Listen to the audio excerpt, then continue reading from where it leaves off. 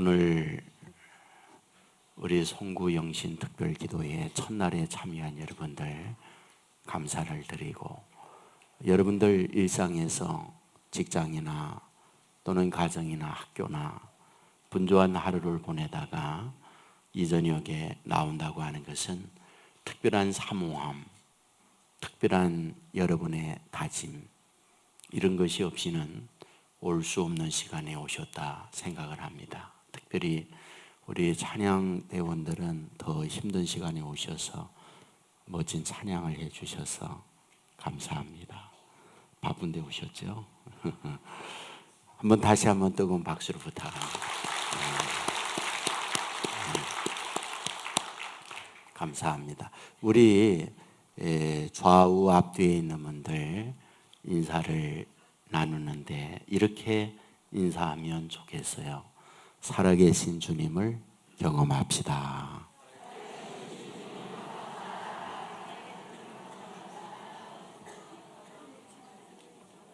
예, 감사합니다. 제 마음속에 지난 연초에는 신년 부흥회를 하면서 마음의 다짐을 하고, 또 본래에는 우리 교육자들에게 일찍이 이런 얘기를 했어요.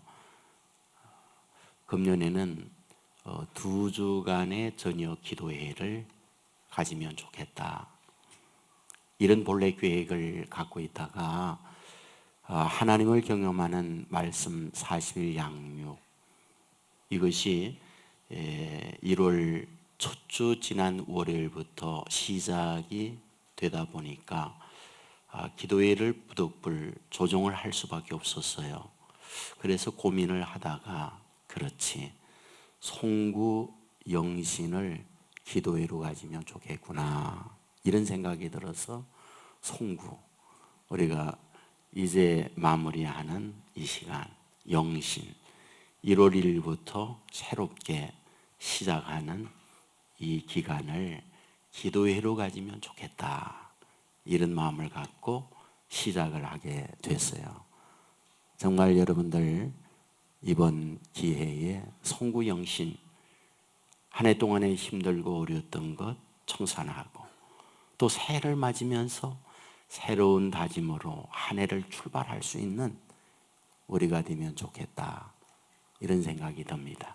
이번 기회 동안에 하나님의 큰 은혜가 저와 여러분 가운데 꼭 넘쳐지기를 주님의 이름으로 축원합니다.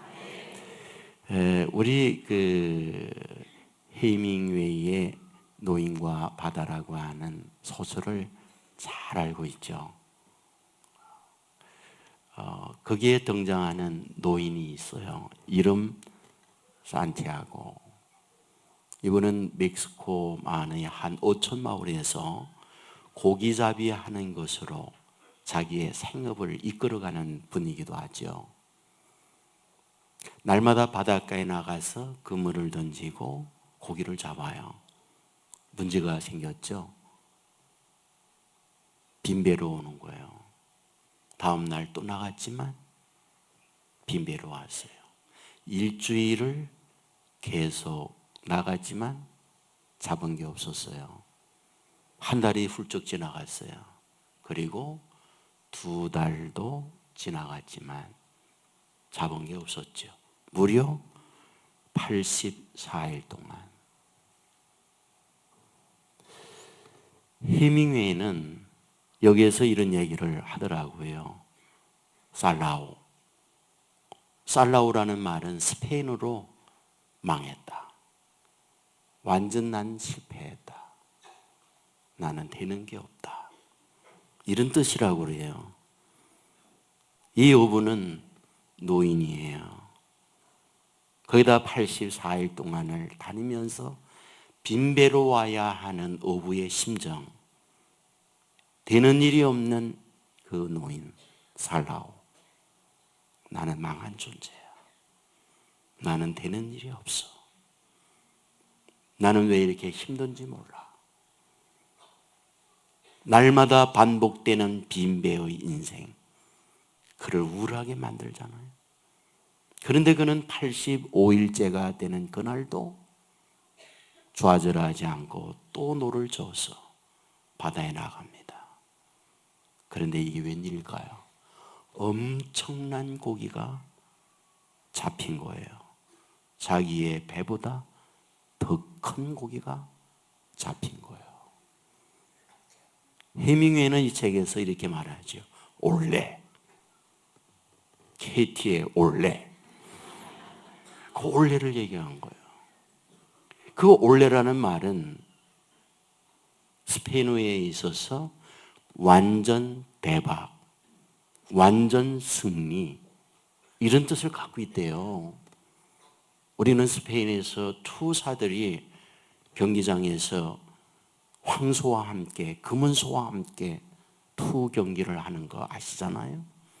붉은 천을 가지고 소를 움직이다가 결정적 순간에 소의 목을 치면서 소가 넘어갈 때 관중들은 모두 일어나 외치는 소리, 올레! 그런다고 해요.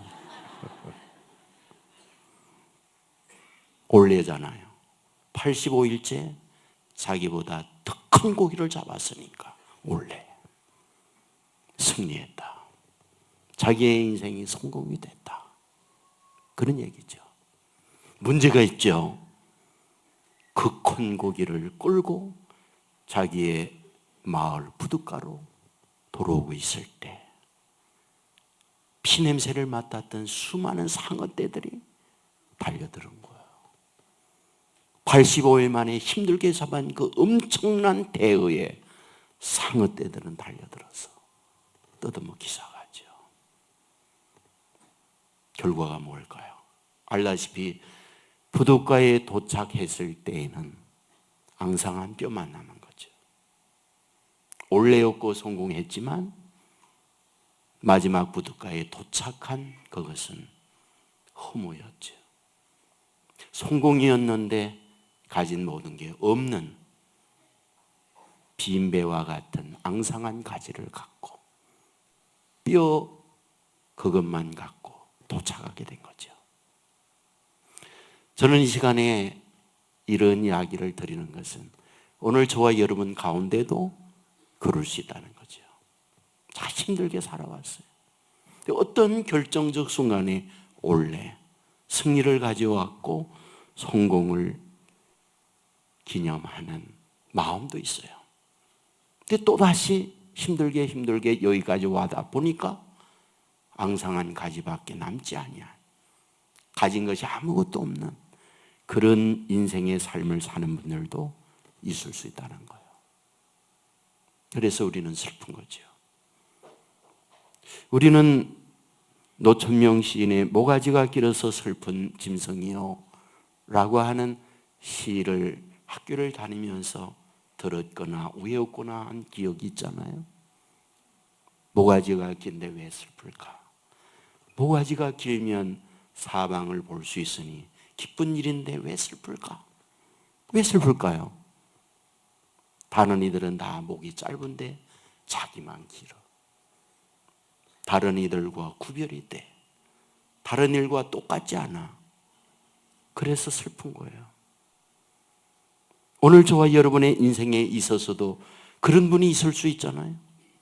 다른 이들은 잘 되는 것 같대. 근데 왜 나만은 이럴까? 그래서 슬픈 삶을 사는 분도 있잖아요. 왜 난 다른 애들과 같이 동일하지 않는 거지? 왜 나는 이렇게 뒤처져 있는 거야?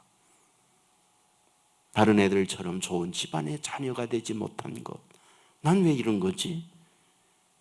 모가지가 길어서 슬픈 짐승이여 하는 것처럼 우리가 그런 슬픔에 잠겨 있는 사람이 있을 수 있다. 그런 얘기죠. 오늘 본문에 나오는 두 명의 사람이 있어요. 누굴까요? 예수님의 제자죠. 본문은 그렇게 얘기하죠. 슬픔을 띠고 있다. 그들은 슬퍼하고 있어요. 그렇다면 왜 그들은 슬퍼하고 있는 걸까? 여러분, 우리는 예수님의 제자에 대한 이야기 많이 들어서 압니다. 그들은 지원병이 아니었어요. 예수님께서 나를 따르라. 지명하여 불러 제자로 삼은 겁니다. 예수님과 함께 따라가 다닌다는 것은 그들에게 인생에 있어서 축복이었습니다. 왜? 예수님은 능력을 갖고 있는 분이었거든요. 예수님이 말씀을 전할 때 수많은 사람들이 감동을 받았고, 좌절하는 사람들이 일어났고, 눈물을 흘리던 사람이 눈물이 거쳐졌고, 절망하던 사람들이 희망을 가졌잖아요. 그것만이 아니죠. 방황하는 그들이 어디로 가야 할까 삶의 좌표를 정할 수 있게 되었고, 그것만이 아니죠. 그 말씀을 들을 때 상처 입은 마음이 치유된 거예요. 때로는 주님이 말씀하고 있을 때에 앞을 보지 못하는 사람이 눈을 뜨기도 하고, 말하지 못한 사람이 말하기도 하고, 듣지 못하던 사람이 듣기도 하는 거예요. 때로는 걷지 못하는 사람이 걸을 뿐만 아니라 죽은 자리에서도 살아나는 역사가 있었잖아요. 그것만이 아니에요. 한번 말씀하니까 풍랑이는 바다가 유리바다와 같이 잔잔해지기도 하고요. 그것만인가요? 물로 포도주가 되기도 하잖아요. 그것만이 아니었죠. 보리떡 5개 물고기 2마리로 5,000명을 먹이고 낭이는 기적의 능력을 행했잖아요. 사람들은 예수님의 제자가 되고 예수님과 함께 있다는 것은 모두가 다 부러워하는 거였잖아요. 고향의 사람들, 고향의 친구들, 자랑이었고 긍지였잖아요. 부모님들 주위에 있는 사람들에게 우리 아들 예수님의 제자야, 목에 힘주고 그 아들을 자랑하면서 큰소리 치면서 지내는 환경이었잖아요. 예수님이 예루살렘에 올라갈 때는 그 엄청난 능력을 가지고 왕이 되고, 왕이 된다면 그 12명은 다 각각의 도지사도 하고 장관도 하고 한 자리씩 다 하리라고 기대하고 있잖아요. 그런데 예수님은 붙들렸어요. 붙들릴 때만 해도 예수님의 능력으로 말미암아 그들을 물리치리라고 생각했어요. 조금은 참아 기다린다 할지라도 때가 되어지면 엄청난 권세로 그들을 제압하고 주의 승리의 깃발을 들이라고 기대했었어요. 그러나 그들의 기대와는 너무 다르게 아무런 힘도 쓰지 못하고 욕하면 욕을 먹지요. 침을 뱉으면 침 뱉음을 당하죠. 온갖 조롱을 퍼붓는 그 조롱 다 당하죠. 매질하니까 매 그대로 맞죠. 전에 보았던 주님의 모습이 아니에요. 아니, 세상의 눈으로 보면 그렇게 바보일 수가 없어요. 그렇게 어리숙을 수가 없어요. 그렇게 초라할 수가 없어요. 아니, 그 지난날의 그 힘 있는 권세, 지난날의 그 능력은 도대체 어디에 가버리고 오늘 그 모욕과 멸시를 그 온전히 다 당하고 채찍을 치니 채찍 다 맞고 피를 절절히 흘리고 아무런 능력도 없는, 아무런 힘도 없는 얼간이 바보와 같이 그 어려움을 다 당하는 거예요. 끝내는 십자가에 못 박혀 죽고 말아. 제자들의 입장에서 볼 때 어떨까? 그들은 완전히 살라오, 실패를 한 거지. 망한 거죠. 3년 반 동안 모든 것들을 젖혀놓고 주님을 따랐잖아요. 그것이 성공이요, 그것이 잘 되는 길이요, 그것이 자기 인생의 미래에 꽃을 피우는 확신을 가지고 따라갔잖아요. 자기의 직업도 포기했잖아요. 그리고 주위에 있는 모든 사람들이 자기들을 부러워했잖아요. 고향의 친구, 고향의 부모님도 다 자랑이었고 얼마나 힘준 삶을 살아왔는데 이제 그 스승이 그렇게 초라하게 삶을 마감한다니, 이거 어찌 된 일입니까? 그들의 삶은 완전히 무너져 내린 거죠. 여러분, 이런 현실에서 오늘 본문에 보면은 그들은 어떻게 되고 있느냐? 그런 직후에 일어나는 말씀. 이게 오늘 본문이었어요.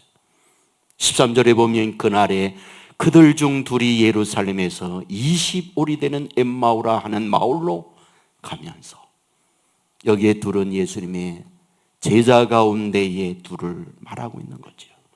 왜 엠마오로 갈까? 고향에 갈 수가 없지요. 부끄러우니까.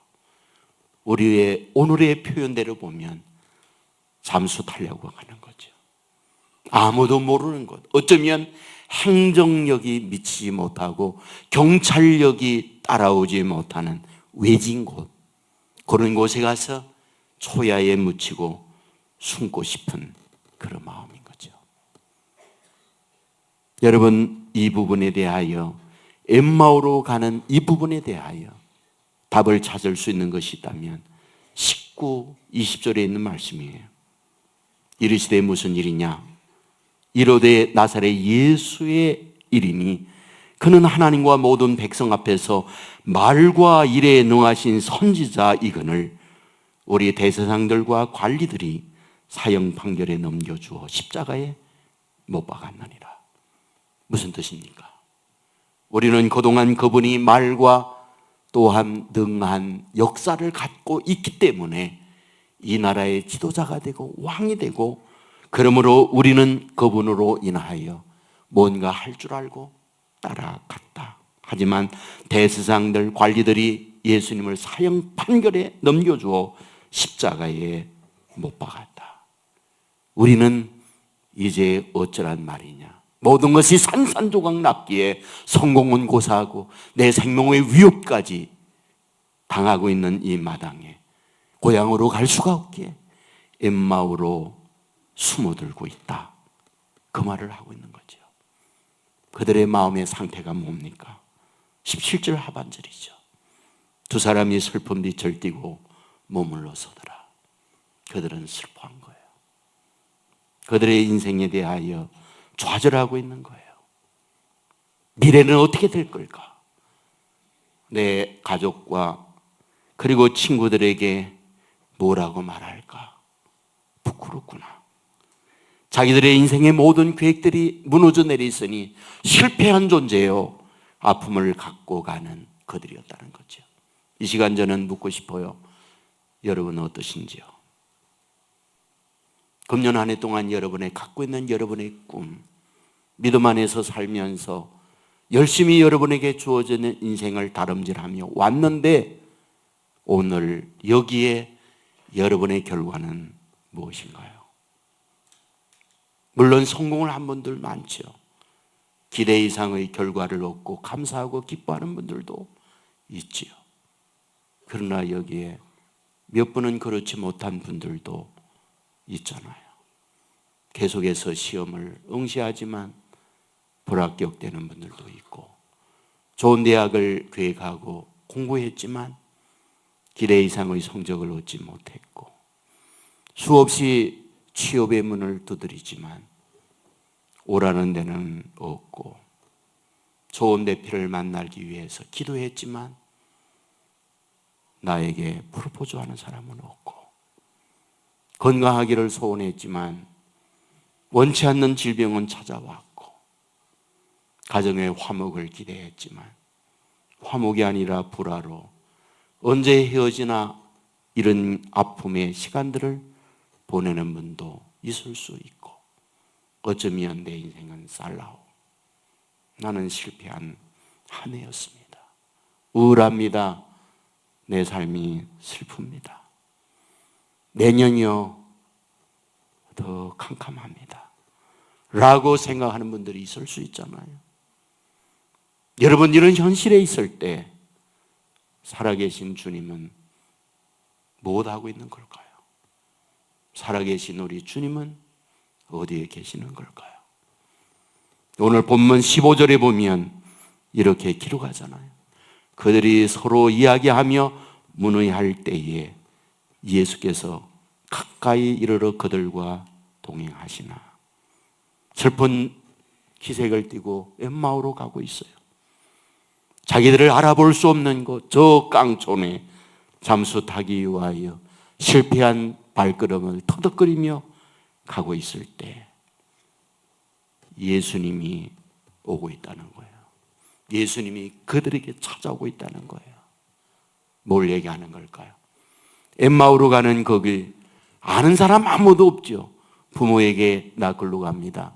친구에게 나 엠마오로 갑니다. 잘 알고 있는 지인에게 나 엠마오로 가서 한동안 숨어 있다가 올게요. 이런 말 하지 않고 아무도 모르게 둘이만 가고 있다는 거예요. 그들이고 그들의 심정은 슬픈 마음이에요. 어떻게 할까? 완전 실패잖아. 완전 망했잖아. 살 나오잖아.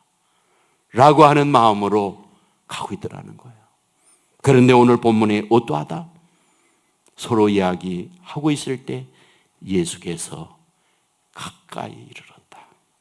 무슨 얘기를 하는 걸까요? 슬픈 마음을 하고 가는 그들을, 아무도 모르고 있는 그들을 예수님은 알고 계셨구나. 예수님은 보고 있었구나. 예수님은 느끼고 있었구나.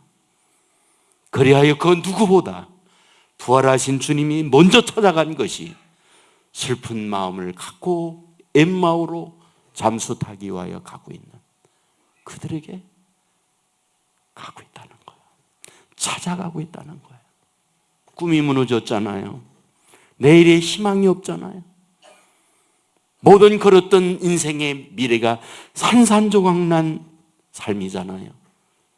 이런 것들이 주위의 사람들에게 알려지고 난다면 누가 대우합니까?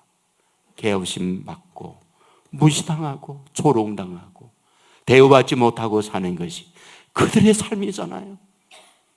주님은 그러한 두 명을 보셨고 그들의 마음을 헤아리면서 그들에게 가까이 가고 있더라는 거예요.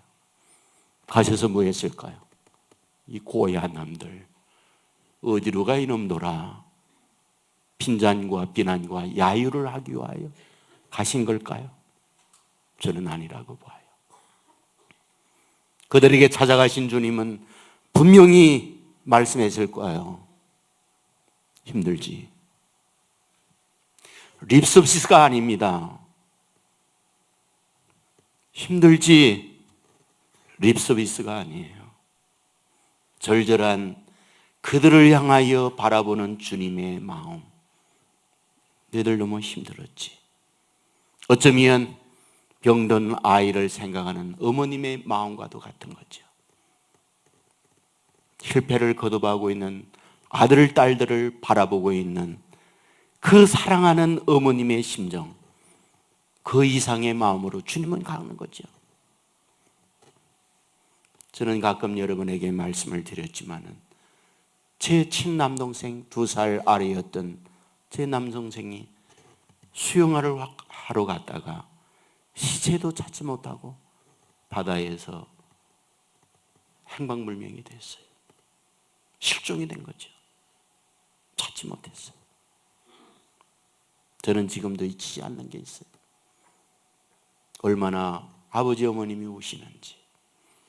자다가 일어나서 오시고 그리고 해가 떠오르려고 하면 바닷가 수십 킬로를 돌고 돌면서 시체라도 밀려들까 하고 오늘도 가도 없으면 또다시 다음 날도 또 가고 울며 그 아들의 시신을 찾겠다고 다녔던 그 어머님의 그리고 아버님의 그 모습을 어릴 때였지만 지금도 너무 생생하게 제 마음에 담겨 있어요. 저는 장례를 치르면서 가장 아픈 장례가 뭔지 아세요?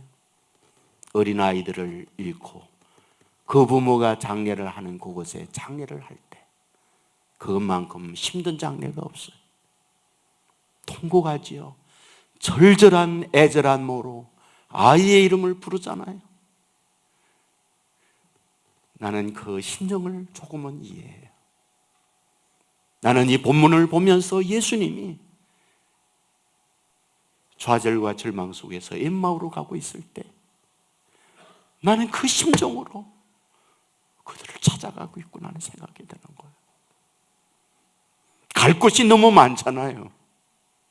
근데 부활하신 주님이 왜 그곳에 가느냐는 거예요. 오늘 본문은 말하고 있잖아요. 슬픔에 잠겨 있다고 그들이. 너무 힘든 거잖아요. 그거를 주님이 보고 있다는 거예요. 알고 있다는 거잖아요. 그래서 먼저 그 찾아가는 거예요. 그러면 찾아가서 립서비스로다가 너희들 힘들지? 이런 말이 아니었다고 봐요. 너무 힘들지. 내가 너희들이 힘든 걸 알기 때문에 내가 먼저 너희들에게 왔어. 저는 이 말씀을 보면서 이 생각이 드는 거죠. 금년 한 해 동안 여러분 살아오면서 힘든 거 많잖아요. 남들이 알까 숨기고 싶은 일도 있고, 자존심 상하는 상처 입는 일도 있고. 그런데 주위에 있는 사람들은 모를 수 있어요. 웃고 있으니까 아무 일 없는 것처럼 사람들은 볼 수 있겠죠. 그러나 우리 주님은 아시는 거예요. 그리고 엠마오로 가는 그들에게 찾아오시듯 저는 이 밤에도 그러한 저와 여러분을 찾아오시는 줄 믿습니다. 그리고 저와 여러분에게 찾아오셔서 뭐라고 말할까요? 오늘 본문은 우리에게 이렇게 우리에게 가르쳐주고 있어요. 그들이 정말 로마 군대 대제사장들에게 죽임을 당하고 슬퍼하고 힘들어하고 있는 그들에게 주님은 찾아오셔서 말씀하려고 하는 게 있어요. 뭘까요? 우리는 여기에서 알아야 할 게 있는데, 찾아오신 주님은 부활하신 주님으로 오셨다는 데 관심을 가져야 돼요. 무슨 말일까요? 십자가의 죽음은 패배인 것처럼 느껴져요. 그러나 부활은 죽음의 권세를 이긴 승리를 말하고 있잖아요. 그렇다면 부활하신 주님이 슬픔에 잠겨있는 엠마오에게 찾아간다는 말의 의미가 뭘까요? 너로 하여금 슬퍼 눈물을 흘리며 가고 있지만 승리한 내가 그 나의 승리를 너에게 승리하도록 해줄게라는 의미가 부활하신 주님이 두 제자에게 찾아간 강력한 메시지라는 거예요. 찾아오셔서 약한 모습이 아니라는 거죠. 죽음까지 찍 누르고 내가 살아난 그 능력의 힘을 이제 너희들에게도 부어줄게, 그 말 아니에요. 찾아오신 그분은 어떻게 그들로 하여금 다시 일어나도록 만들고 있을까요? 어떻게 말해요? 그게 25, 27절의 말씀이에요. 제가 읽어드리겠습니다. 이르시되 미련하고 선지자들의 말한 모든 것을 마음에 더디 믿는 자들이여, 그리스도가 이런 고난을 받고 자기의 영광에 들어가야 할 것이 아니냐 하시고, 이에 모세와 모든 선지자의 글로 시작하여 모든 성경에 쓴 바 자기에 관한 것을 자세히 설명하시니라. 이 말씀의 내용이 뭡니까? 예수님이 슬픔에 잠겨있는 그들에게 승리한 부활의 주님이 와서 그들로 하여금 일어나도록 용기와 소망과 능력을 덧입히기 위하여 하신 주님의 방법이 있어요. 그게 말씀이었어요. 말씀을 풀어서 얘기해 줍니다. 성경에 예언된 내용이 뭔지 아느냐? 메시아가 오면 메시아는 고난받는 메시아다. 그러나 고난 그 자체가 아니야. 분명히 부활로 승리한다는 걸 예언하고 있어. 이 말씀을 두 제자에게 말씀하고 있는 것이죠. 우리에게 무엇을 가르쳐 주는 걸까요? 슬퍼하고 실패한 인생들로 하여금 다시 일어나도록 만드는 주님의 방법은 말씀이더라는 거예요. 말씀. 결국 말씀을 통하여 그들로 하여금 깨우치고 그들로 하여금 일어나도록 만들고 그들로 하여금 다시 돌아서도록 만들고 있더라는 거예요. 이 말씀이 33절에 나와 있잖아요. 성경은 이렇게 기록합니다. 곧 그 때로 일어나 예루살렘에 돌아가. 두 제자가 일어났다는 거예요. 그리고 예루살렘으로 돌아갔다는 거예요. 여기에 두 단어에 관심을 가지십시오. 일어났다는 것과 돌아가다는 것. 일어나다는 게 뭡니까? 주저앉은 이들로 하여금 일어나게 하는 거예요. 모든 것을 포기하고 이제는 끝났다 하는 그들로 하여금 말씀은 용기를 주고 다시금 힘을 얻고 흩어진 신발끈을 다시 매고 부러진 허리띠를 묶고 일어나게 만드는 게 말씀이다라는 거예요. 말씀은 능력이에요. 말씀은 힘이었어요. 그 말씀으로 말미암아 울고 있는 그들의 눈물을 그치게 만들 것이고 좌절한 그들로 일어나게 만들 것이고 절망하는 그들로 희망을 갖도록 만들어 줄 것이고 그게 말씀에 갖고 있는 능력이었다는 걸 우리에게 가르쳐 주고 있잖아요. 여러분 성경에 나와 있는 인물들을 다 보십시오. 성경은 이 사실을 우리에게 분명히 가르쳐 줍니다. 모세를 한번 생각해 보십시오. 여러분 모세 그러면 대단한 인물이잖아요. 하지만 성경을 보면요, 모세는 상처투성이 사람이에요. 아픔을 끌어안고 사는 사람이에요. 왜? 그는 어릴 때부터 알았어요. 뭘? 부모가 버린 존재라는 걸. 여러분 이집트 왕궁에서 살 때 이집트 왕궁에 있는 모든 사람들은 피부가 뭡니까? 다 까맣습니다. 왜? 아프리카니까. 근데 모세는 누굽니까? 샘족이에요. 샘족은 피부가 우리와 같아요. 그러면 얼굴 까만 곳에 혼자서 하얗고 그러니 성장하면서 눈을 떴을 때 물을 거 아니에요? 나 누굽니까? 그 유명한 출생의 비밀. 그거를 알게 되는 거죠. 너희 부모가 버렸어. 그런데 내가 목욕하러 갔다가 너 두둥실 떠내려가는 거 보고 건져줬어. 그래서 내 이름이 모세야. 빠진 너 건졌다는 게 그게 모세야. 여러분 어릴 때 그 말을 들었을 때 모세는 할렐루야, 죽을 내가 살아났구나 그랬을까요? 내 부모가 나를 버렸구나. 나는 버려진 존재구나. 얼마나 마음이 아팠을까요? 그 버려지면 또다시 경험을 해요. 그는 어느 정도 성장했을 때에 자기의 동족이 야유, 비난, 조롱 그리고 매질을 당하는 걸 보면서 내가 그들 편에 서야지. 그리고는 이스라엘의 간부들이 이집트의 간부들이 자기의 동족에 대하여 매질을 가하고 욕지가를 하게 될 때 모세가 나서서 그들을 치잖아요. 그리고 그들을 죽이잖아요. 그리고 모래에 파묻었어요. 이스라엘을 위한 헌신이었어요. 이스라엘을 위하여 자기의 힘든 결정을 내린 거 아닙니까? 다음 날입니다. 자기 동족끼리 다투고 싸웁니다. 얘기했어요. 너의 생활로 힘들고 어려운데 우리끼리 싸워서 되겠느냐? 그러지 말라고.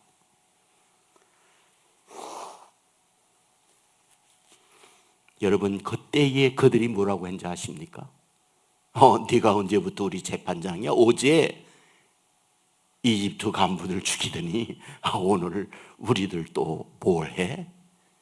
그리고는 나팔을 불고 이집트 간부들에게 고하는 거예요. 고자질하는 거예요. 저놈이 어제 이집트 간부들 죽였다고. 자기 동족에게 버림받은 거예요. 살 수가 없었어요. 그는 도망을 갑니다. 미디안으로 도망갈 때에 그 마음에 분노와 서러움과 아픔이 얼마나 컸을까요? 내가 부모님에게 버림을 당하고 그래도 내 동족을 위해서 뭔가 일하려고 했는데 내 동족마저도 나에게 등을 돌리다니 이럴 수가 있을까? 정말 자기의 삶이 얼마나 처절했겠습니까? 여러분 미디안에서 지내면서 날마다 할렐루야 찬송 부르며 지냈을까요? 아니라고 봅니다.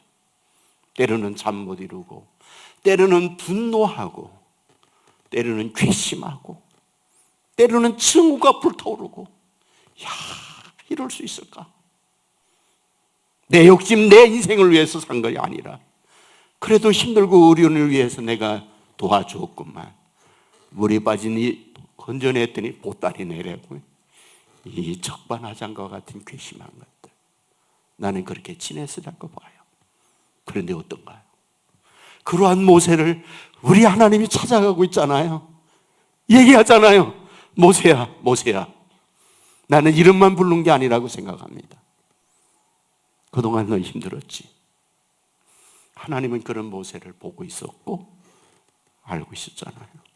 그리고 하는 얘기가 있어요. 나는 내 조상의 하나님이다.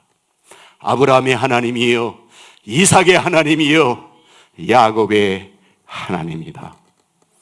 그리고 결정적 말씀을 하세요. 뭐라고? 내가 반드시 너와 함께 있으리라.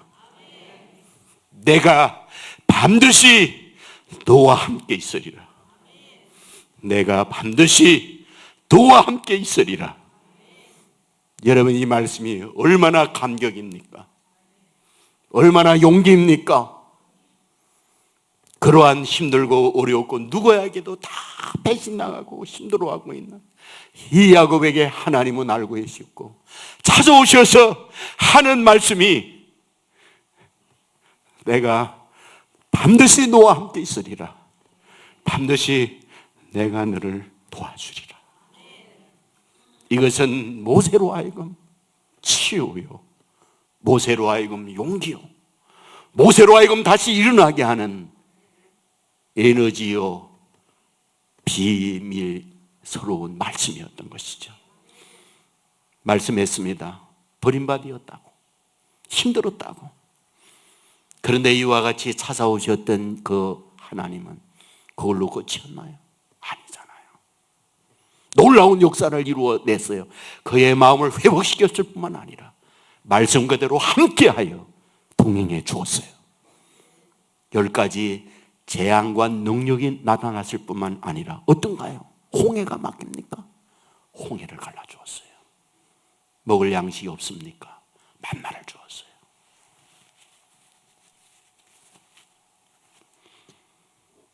마실 물이 없습니까? 반석에서 물을 나게 주었어요. 함께하는 하나님이 말씀으로 찾아오셔서 도와주게 될 때에 이런 역사가 나타나게 된 거죠. 저는 연말을 맞이하고 금년 한 해 동안 저와 여러분이 살아온 삶의 뒤안길을 돌이켜 볼 때에 이런 경우도 있을 수 있죠. 힘든 분들도 있을 수 있다고 봐요. 주님은 여러분을 보고 있고 알고 있습니다. 긴 한숨 속에 이제는 길이 없구나 엠마오로 잠수하며 가던 두 제자에게 찾아와서 얘기하잖아요. 뭐라고? 일어나. 말씀해 주시고 그들을 일으켜 세워줬어요.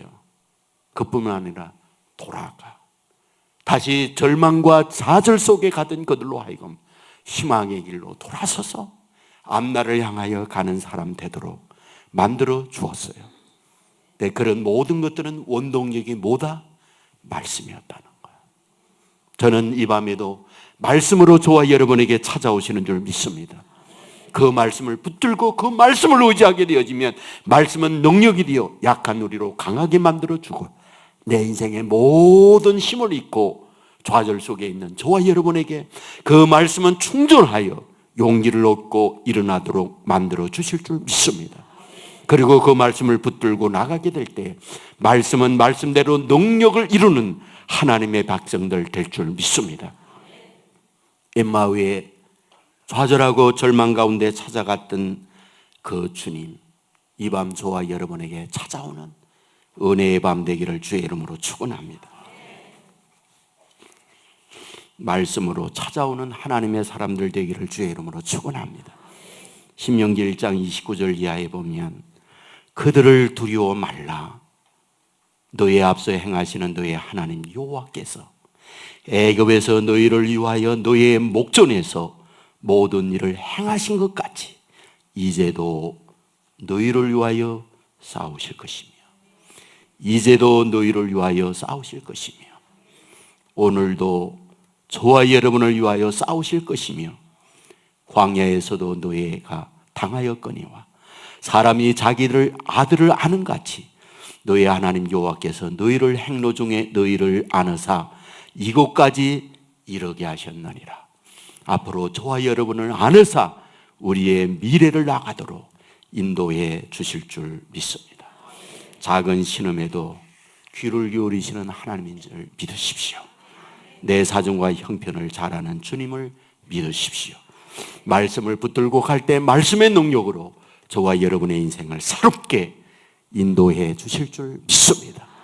이 연말 이러한 은혜 속에서 말씀을 붙들고 그 말씀의 능력을 덧입는 그러하여 새로운 인생의 길로 가는 저와 여러분의 삶이 되기를 주님의 이름으로 축원합니다. 우리 모두 자리